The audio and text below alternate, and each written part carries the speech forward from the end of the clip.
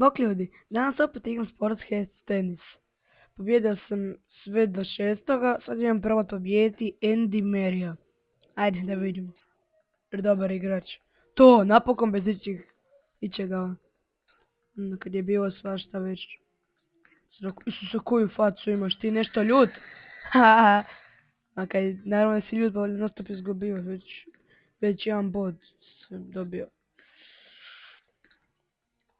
Da, štapanje. Tako. To. Obožavam te lopte. To! Yes!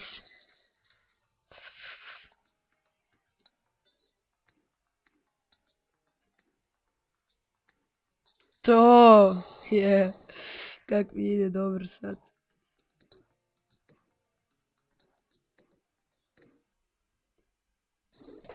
To! To! Još 3.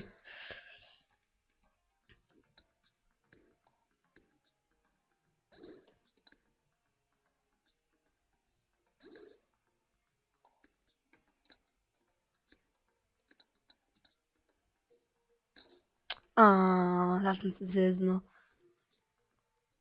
Baš bez veze. Ajde! Ajmo da je. To! Yes. Ajde, fuj. To! Još jedan, ne. Pa za 2 minute ja sam gotov već video.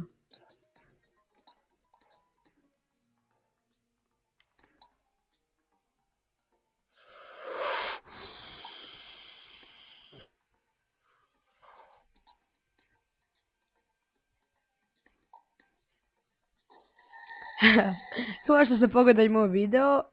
Ovo je već 8.7. u stvari gameplay i level. Ako imate to za pitati, pitajte me komentar. Like, subscribe, share, comment for more. Još jedno hvala i bye!